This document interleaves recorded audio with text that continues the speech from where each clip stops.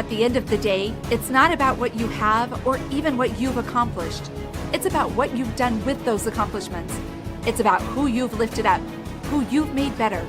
It's about what you've given back. Denzel Washington.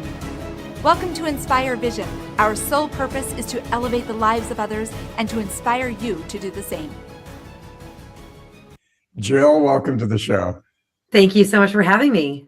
Hey, this is really a great topic. It's for me, it just really struck me hard when I saw that this is what you talk about, because I've been considering this particular topic in relationship to helping people to understand how to really become their better selves.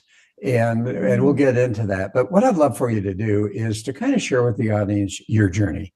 Who are you? What is your past? And how did you come to this point in time where you're talking about bravery? Yeah, sure. I started my life journey in the Midwest, in Minnesota. And then my first career was blowing things up in the Marine Corps. I was a United States Marine. I was a combat engineer officer. And then I moved from being someone who was responsible for Marines that would blow things up to then I started selling drugs, the legal kind, right? Pharmaceutical industry. I went into corporate America, fell in love with science and the industry of helping people. So I went into that industry. So I worked in corporate America for 13 years. And then I realized how much I valued so much of the personal development and the leadership development. I realized that just because I was a United States Marine Corps officer doesn't mean I was a great leader yet. And I learned so much about how to look at myself and become a better person, how to be a better leader. And so I ended up moving into that space, doing leadership development inside of a Fortune 100 company. And then that was my jumping off point, and I started my own company. It had such an impact on me as a leader, as a person. I really love just helping others become their best self. So I've had my company for now 10 years. And a few years ago, just because I love learning and growing, I decided to go back to school and study. And I decided to study the science of happiness and well-being, or positive psychology, which I feel like a lot of people are talking about, the science of happiness.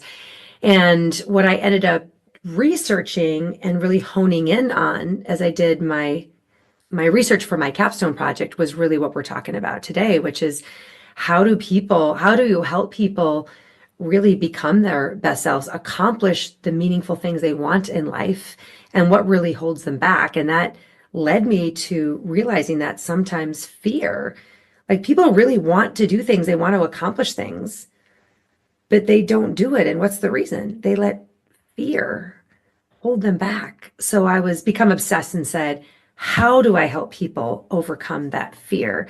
Because if you don't overcome that fear and you stay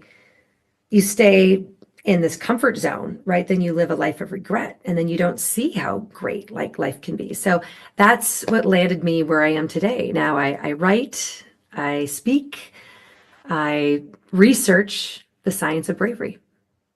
Oh, I love that. And it's so true. I'm glad you brought up fear, because I was hoping you would talk about that, because what I have found is that fear, as you say, it stops so many people in so many ways. I've interviewed a lot of people who talk about how they're continually getting into these bad relationships and they don't get out of them, and they keep getting attracted to the same type and so forth. And as I've looked at that, and as we've talked about that, I think one of the key elements is the fear of change, the fear of something, the fear of the unknown versus being able to accept and being comfortable with the known, creates such a dichotomy, because then they're not able to get out, as you say, and actually do what they want to do. And I'm loving the picture that's just behind you. Is that Buddha? There is Buddha. And then if you look around my office, I have everything's very intentional. Let me see, wait, down. Oh, I'm trying to get my fingers right here, but right up there, that is Epictetus, right? Stoic philosopher. That's Marcus Aurelius right there. So yeah, I have a lot of different inspiring figures that really influence my work and create the environment to call forth my best work. So yeah, that is. And isn't it interesting, those philosophies? And I found, as I've studied many of them, that I really look at what are the similarities, and there's so many similarities between that. And the whole goal is to help people not to suffer. And that's one of Buddha's main focuses, is not to suffer. And yet here we're talking about how people are experiencing that suffering in their lives because of fear, because of the inability to move forward. So let's talk about that a bit. When you talk about the science of bravery, what would you say that is? Well, it's looking at what are the things that we know with the scientific evidence to back it up on how we can build bravery so that people can step forward in the presence of fear. Because look at what is bravery? I get that question all the time. What is bravery? And what is it not? So bravery is defined as not eliminating fear. It's not becoming fearless. It's not waiting until you're perfectly ready and confident. So bravery is taking steps forward in the presence of fear. So that's the first thing that people need to understand. I think that's why people don't take steps forward. They keep waiting until they're not scared anymore. Well, it's not going to happen. If you're going to wait until you're ready, if you're going to wait until there's no fear, then you're probably never going to take a step forward. And that's why they get stuck, right? So that's what bravery is. And then you add the science of bravery. Let's look at the scientific rigor behind what are things that people can do to build bravery. And what I'm excited to share with the world is there's things that anyone can do to build their bravery. And I use an analogy of it's like a muscle. If you want to build a bicep and you don't have very strong muscles, you're going to go to the gym and you're going to keep working out that muscle until it gets stronger. Well, what we know about bravery, there's things that you can do. Think of exercises for your bravery muscle, for your brain, that can help you build that capacity for bravery so you can take those courageous actions. So I call it the science of bravery because I think there's a lot of people that are just kind of motivational and be like, just go out there and be brave and rah, rah, rah, which I appreciate their passion and they're trying to help people. But I feel like I have a responsibility because like I'm a nerd. Like I'm not going to just tell you what I think you should do to be brave. I got to tell you the things that I know with scientific certainty that if you do these things, it will lead to you being braver and then stepping forward toward what you want. And that's going to lead to your greatest life. Right. So, yeah. And, the question that I have had oftentimes is, in fact, I was talking to someone that I interviewed just last week and I asked, she's doing a lot of astrology and that kind of stuff. And I said, so are you doing life coaching? And her comment was, but I quit because people never were able to get aware of what the issues were. And so as you talk about bravery, and you're talking about, as you were in the Marines and you were with, obviously observing fighting going on and that type of thing. And also now in the corporate world where what you're doing, how many times do you find that they're not even aware of the issues that they need to be brave about? Yeah. I mean, first is awareness. Yeah. I think what people are unaware of, I think people mistakenly think that the path to happiness and well-being is staying comfortable. As you used the word suffering earlier, right? I don't want to suffer, so I should just stay comfortable and I shouldn't take any risks because isn't that what will bring me happiness? But I need to tell everyone the truth, right? And the truth is choosing the easy path, staying comfortable all the time is the sure path to suffering, right? So that awareness comes about when you help people understand that when you step into challenges, when you step toward things that you're scared of, those are the things that are going to bring you the greatest levels of happiness and well-being and fulfillment. But it seems kind of counterintuitive. And Doug, especially right now, I think that our world has gotten a little too soft.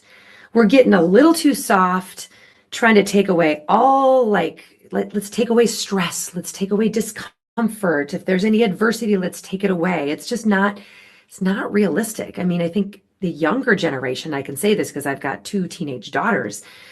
I think there's just a culture of just let me have more me days and I want my me day. I want things to be easy.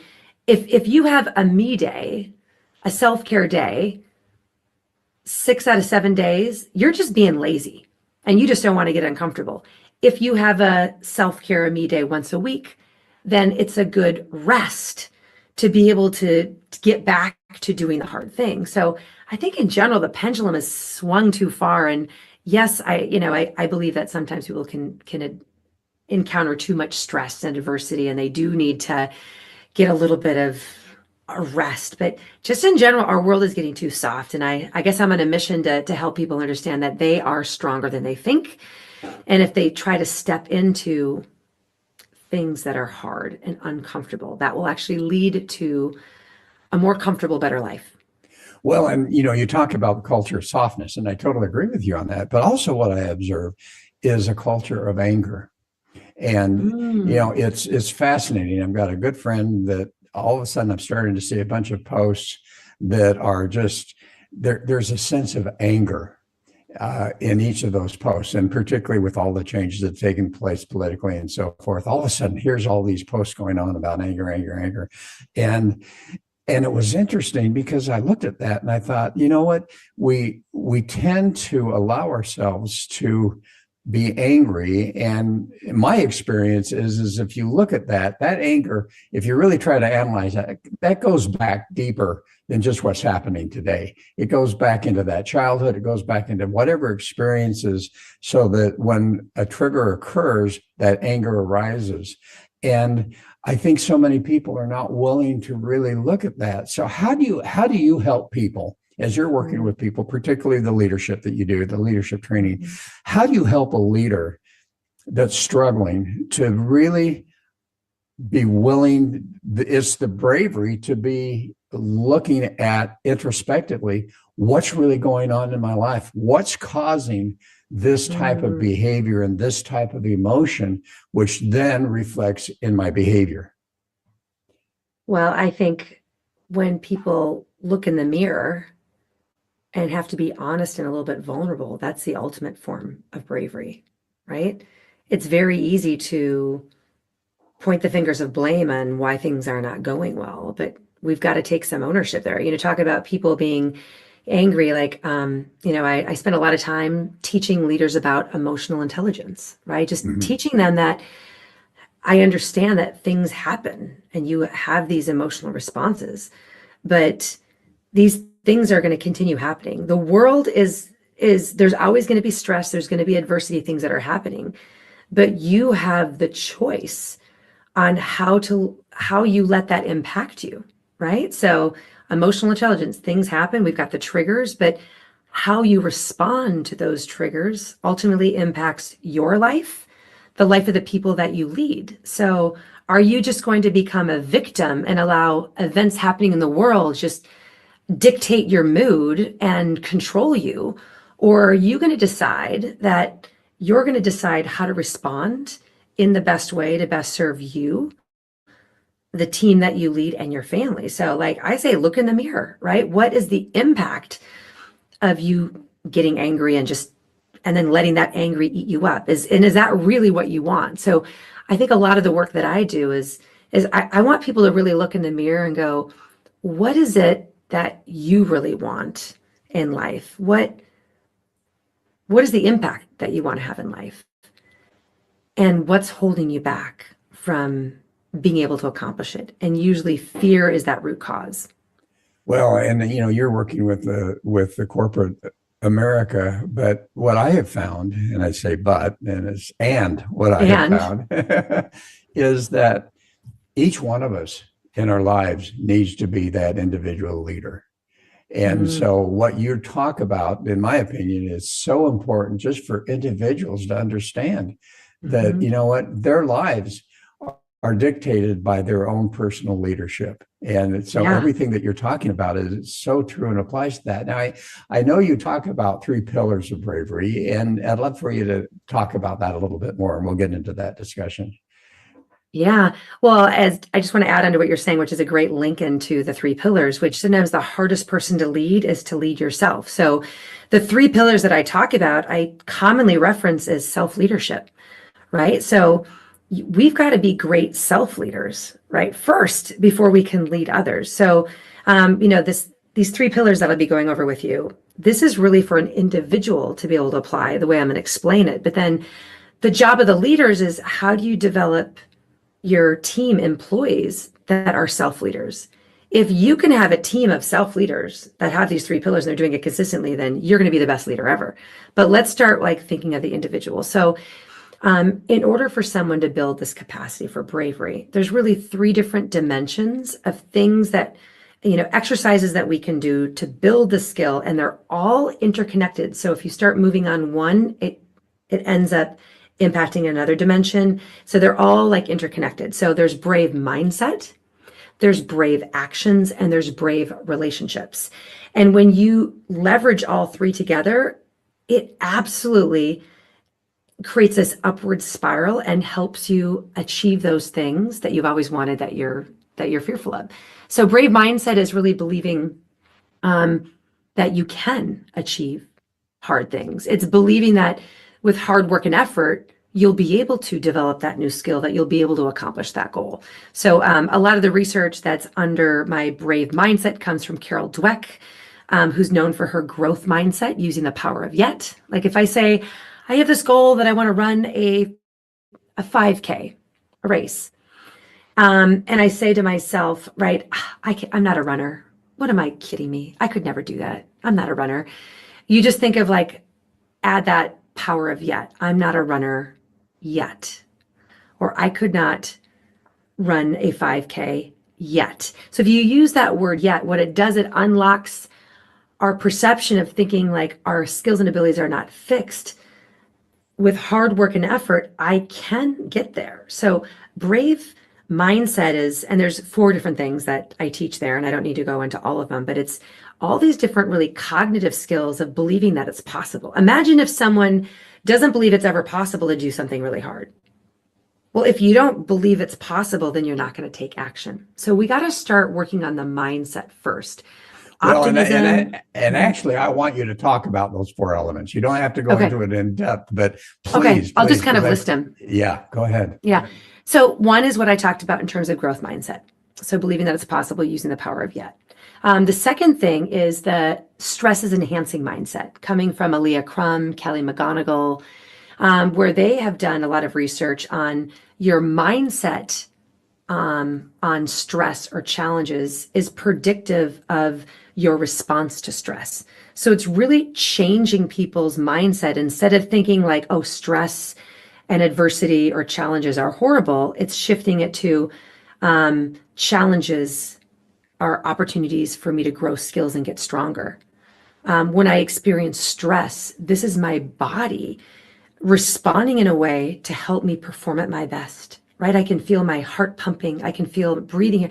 This is my body preparing me to do my best. So that stress is enhancing mindset. Third is really all around positive emotions. Barbara Fredrickson's work, also Marty Seligman, father of positive psychology, on his learned optimism. It's teaching people that you do not have to be victims of your emotions. Back to emotional intelligence. Instead, we can acknowledge the emotions that we feel, right? But then we can actually generate the emotions that are going to best serve us, the teams that we lead, or the people in our lives. So it's all the research there on generating positive emotions. And then finally, the 4th thing in brave mindset is for us to really take control of our self-talk. Many of us have this little internal voice. Actually, we all do. We all have this internal chatter of things that we tell ourselves. And many times that internal chatter is this voice that says, you can't do it. You suck. You're a loser. You're never going to be able to do this. So sometimes we have this little voice in our head that is saying always negative, like pessimistic things. And this goes back to teaching people that you have the power to be able to refute those things and change that constant dialogue in your head, because those words you keep hearing do have an impact on your performance. So there's ways that we can try to change that internal dialogue to better serve us. So those are the 4 practical strategies that I teach in Brave Minds. Well, and I love that last one because, we talk so much about mindset, and one thing we don't talk about as much, some do, is the fact that here's these neural pathways that have been developed. It's habitual. So as you talk about, I'm not good enough, all of these imprints that we developed as young children or whenever, it's habitual because it's been impregnated into our mind along those neural pathways. And so the ability, as you were talking about, to be able to change those, and science tells us now that you can literally take a neural pathway, move it to the side, and create a new one, which is much more positive. Yeah. And this goes back to my analogy of building a muscle. Like the first time you go into the gym and try to lift some really heavy dumbbells, like it's going to be hard and you're going to be sore. So as you start working on building your bravery and start doing some of these exercises, or in the academic word, they call them interventions, but it's just exercise, like kind of brain exercises in practice. It's going to be hard in the beginning because you don't really have that part of your brain isn't as strong. You don't have as many neural pathways, but you do the work. And then just like your muscle goes, oh God, that was a hard workout, I better make that muscle stronger. Our brain does the same thing. So our neuroplasticity, like it'll start building, and then the thing is, it gets easier over time, right? We get cortical thickening. So like our brains are like, in a way, I mean, they're not muscles, but I love the analogy because, parts of our brain can literally get thicker when we work them out. And then as you talked about neural pathways, we're going to start creating many more new neural pathways to light up that part of our brain. So we've got more super highways going to that part of our brain and that part of our brain. And so it actually gets easier over time. And that's when I say you're developing this capacity for bravery.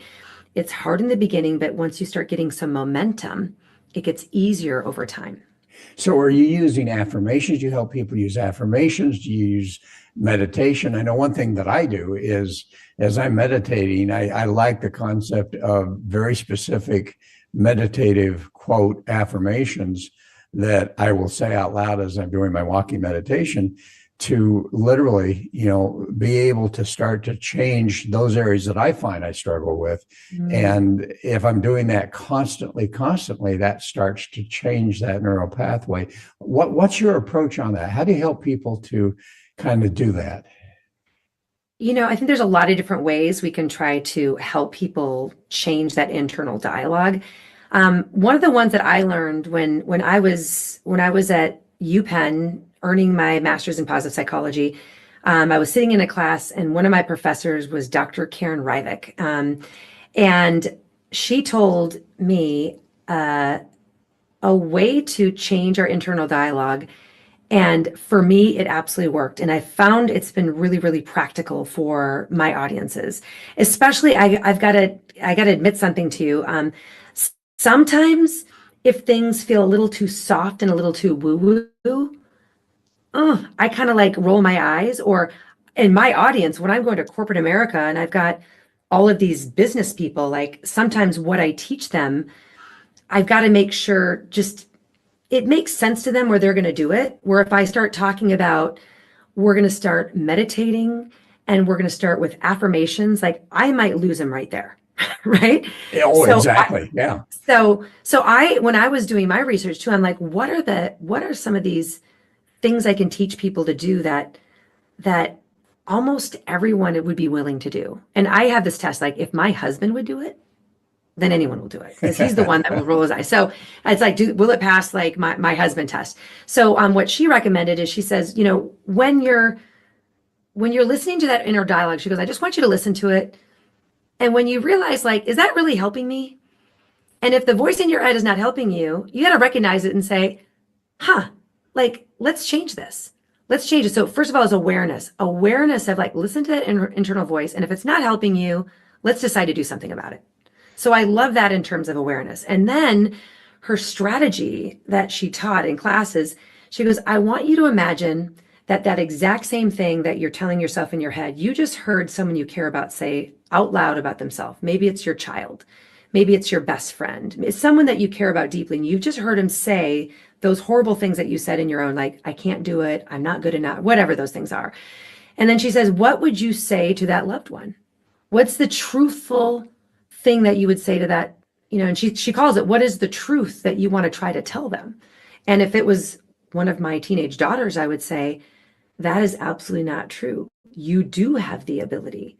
It's going to take some time and effort, but you are great. You are capable. You can do it. So those affirmations, I sneak them in there. But I do it with Karen Ryvik's, her strategy here is, if you just think about how do you overcome it, recognize when you're saying something to yourself that isn't helping you, and then imagine what you would say to somebody else that you care about. How would you help them change their thinking? And you apply that to yourself. Be that person that helps with your own internal dialogue. So when you kind of do this, when you detach yourself from the thoughts and say, what would an outside person that cares about me say to me? It helps people come up with that really easily.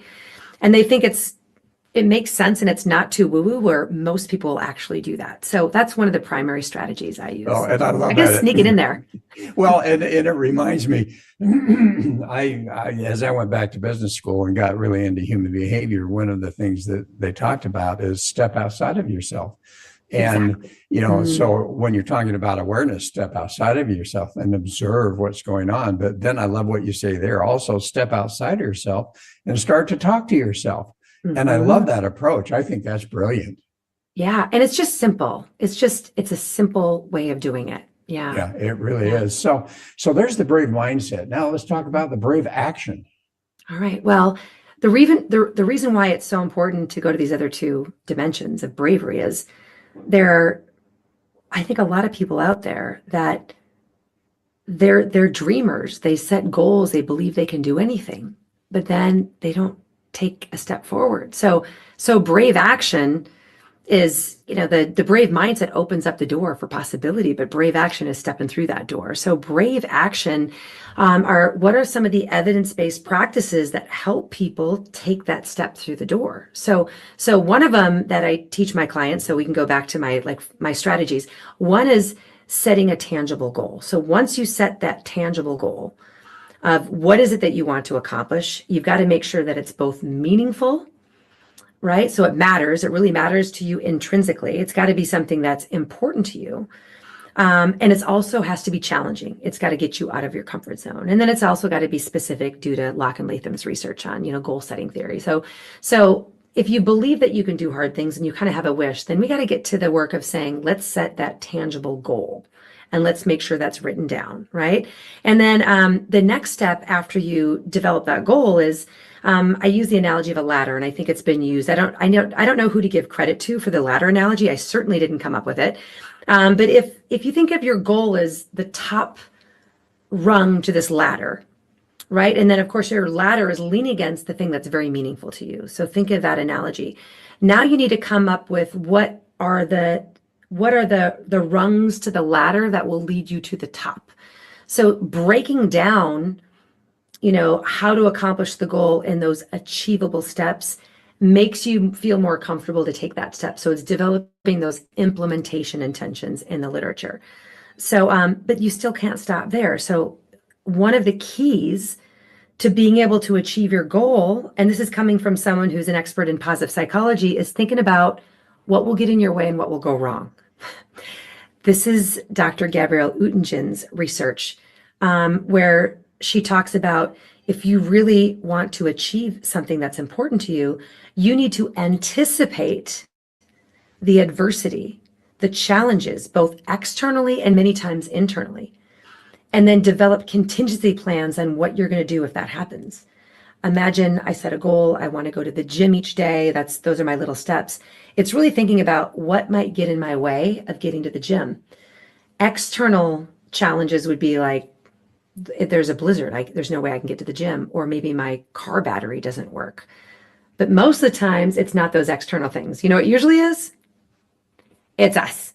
And, and so she really has you go through and identify the things that may get in your way from taking action. And then she has you do contingency planning. So I love her work, which is absolutely brilliant. So you actually want to think about what may get in your way and develop a contingency plan. So that way, when it happens, you just go right into action. You've got your contingency plan. Or when something goes wrong, instead of like, oh, the sky is falling, like, oh, you know what? This isn't working and I'm just going to quit. You're ready. You're psychologically like ready when there's a challenge. Because if you're setting a challenging goal, there are going to be bumps in the road. So when a bump in the road happens, you're not going to just go in the corner and cry and say it didn't work. You're going to be able to overcome it. Well, I love that. And when I was working with small businesses, I never got into the corporate area, but I love your ladder analogy. And because what I would do, and using that analogy, I'd say, okay, what's your goal? What's your dream?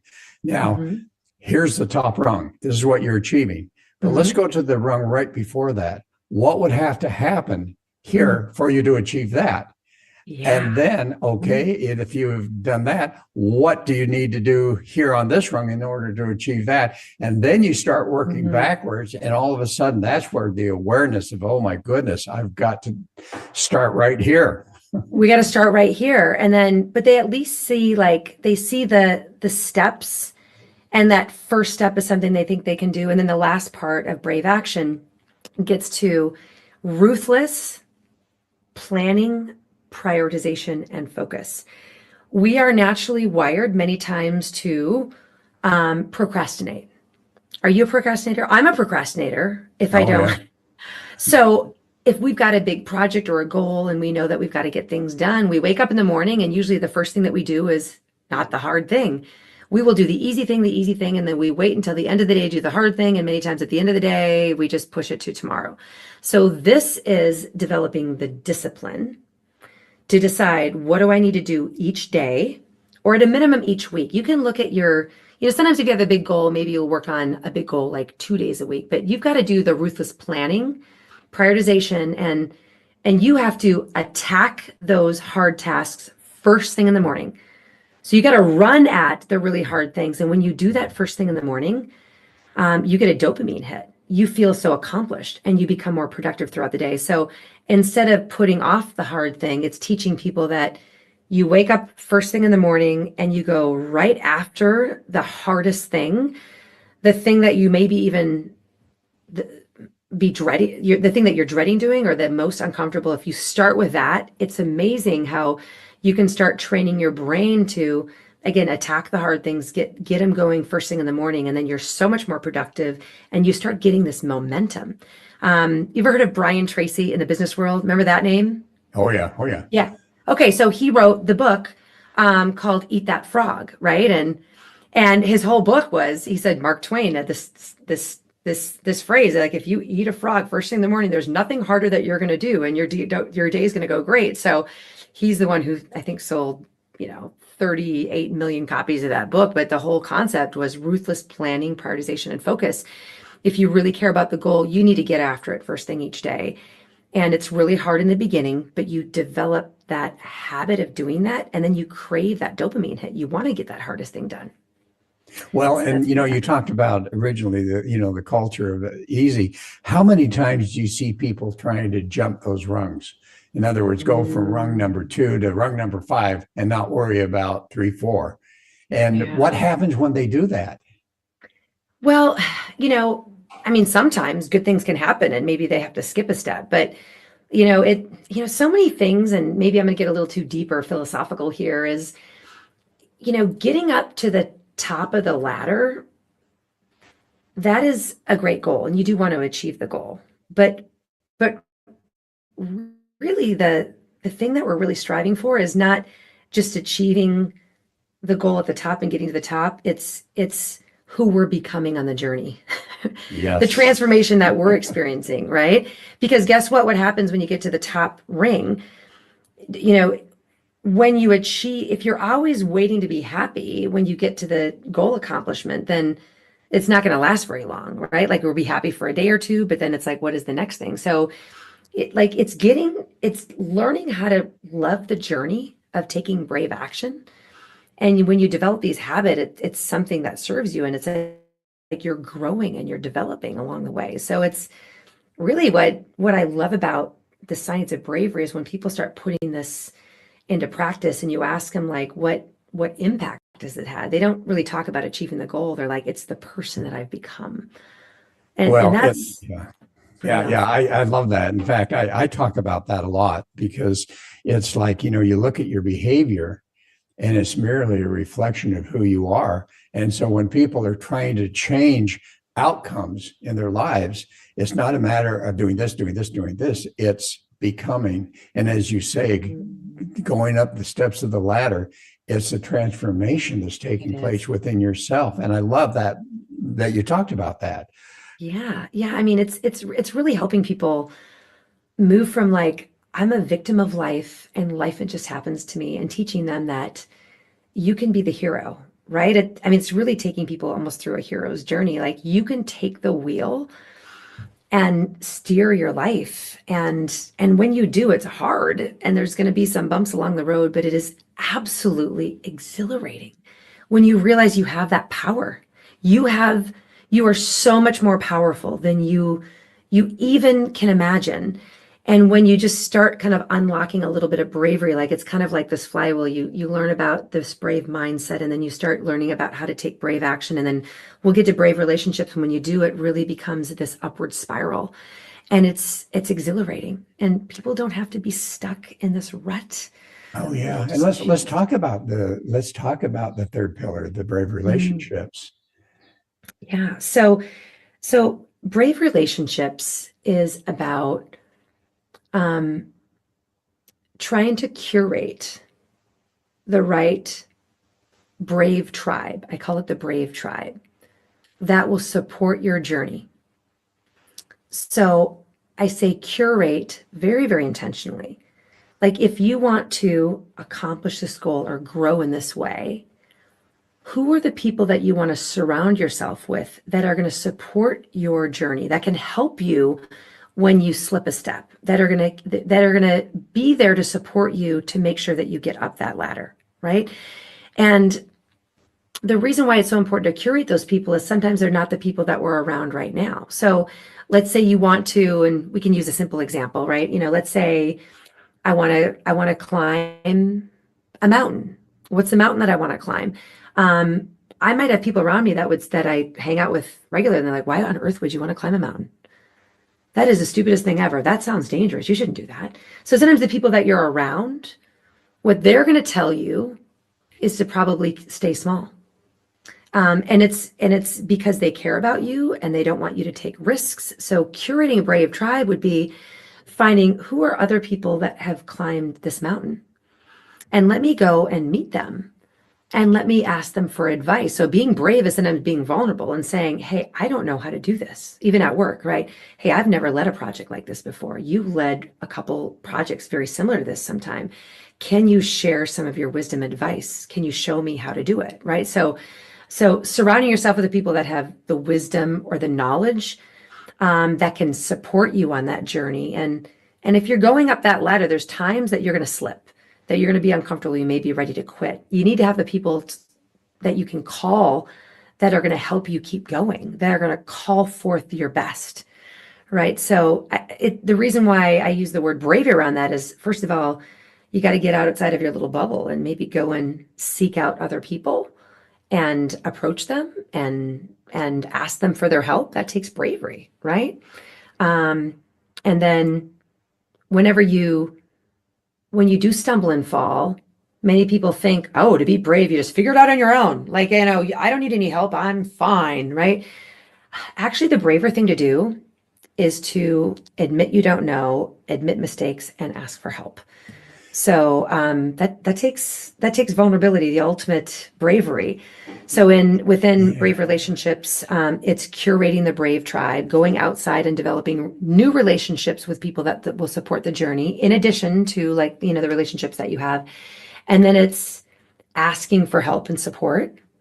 Also asking for suggestions for improvement. So even if things are going well, like, who's the person you could trust? I could say, "Dr. Doug, like, you are an expert in this and things are going pretty well, but do you have any suggestions on things I can be doing differently or better so I can get to the top of the ladder?" So it's seeking feedback.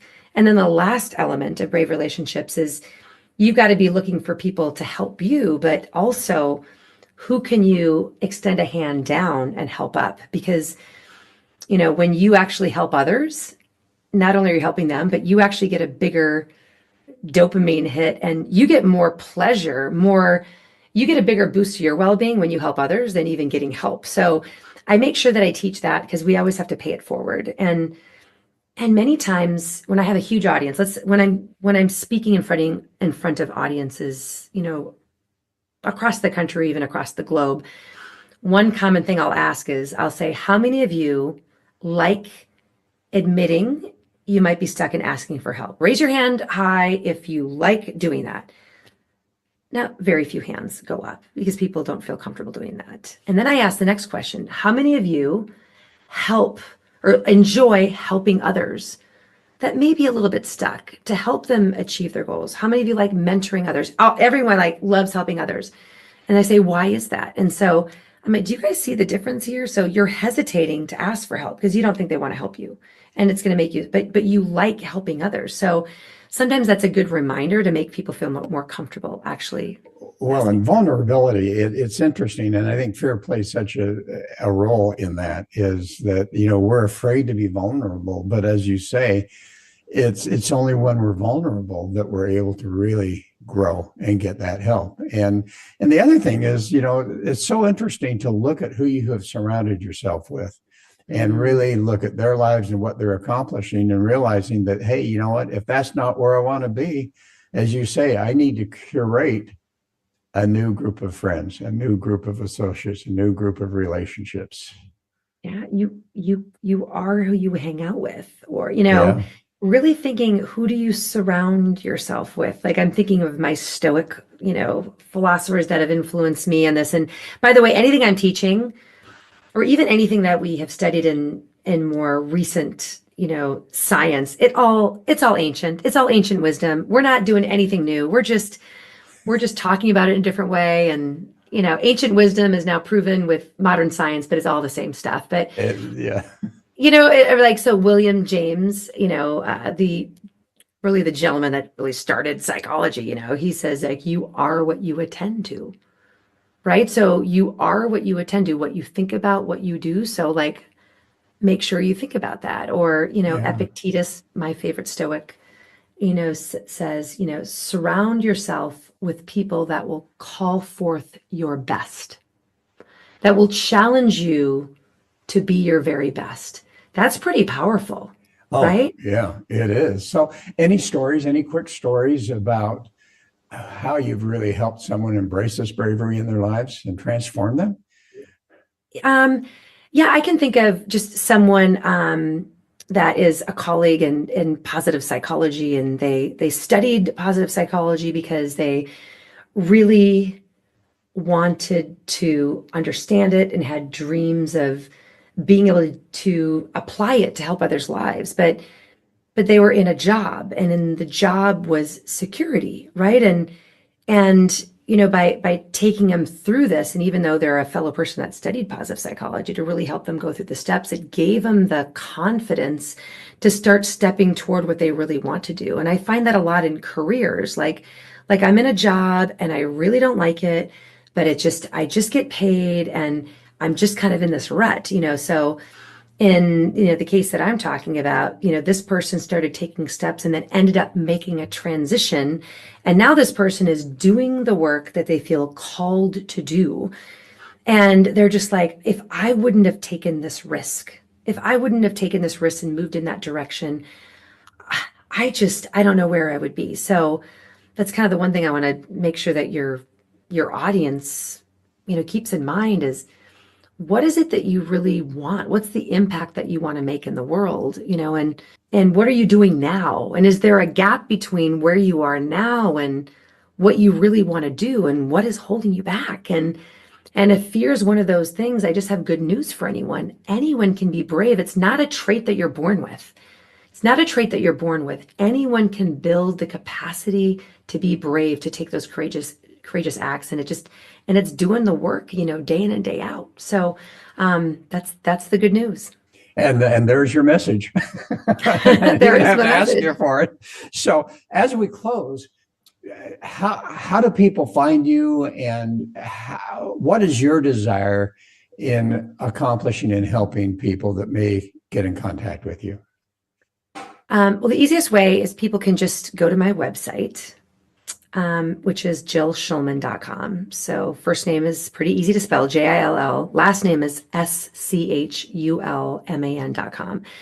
And if you go to my website, you can sign up for my newsletter. You can also take a Bravery self-assessment. It's going to really measure how strong is your bravery in this 3 dimensions, and then it will give you some practical tips and what you can do with it. So I give that away for free so that everyone can kind of get that idea of where they are and build it. And then I'm all over social media. So I've got YouTube channel and Instagram and TikTok and Facebook. So I would just encourage your people to follow me, because I'm going to be always giving you little tips and little reminders that will hopefully help propel you forward to take brave action, or to be brave in your life. Love it. And I love it. Hey, thank you so much, Jill. This has been fantastic. And I think the most fantastic thing is the very last thing you said is you're there to help people. You're there to make a difference with people. And I'm not hearing you talk about they can sign up for this procedure or that and so forth. Right. You're just there to help. And that really is my mission, is I want people to realize that they have the ability to be brave. They have an ability to take control of their life. And it's scary, but when they take steps forward that way, it absolutely is a game changer in terms of their level of success. But what's most important is their happiness and well-being. At the end of life, we look back, and I want to help people avoid the pain of regret. I always wanted to, but I never did. Right? So that's my motivation. Mm-hmm. Right. Well, thanks so much. And folks, thanks for listening. I guarantee I know you enjoyed this one, and hope you'll join us again soon. This is Dr. Doug saying namaste.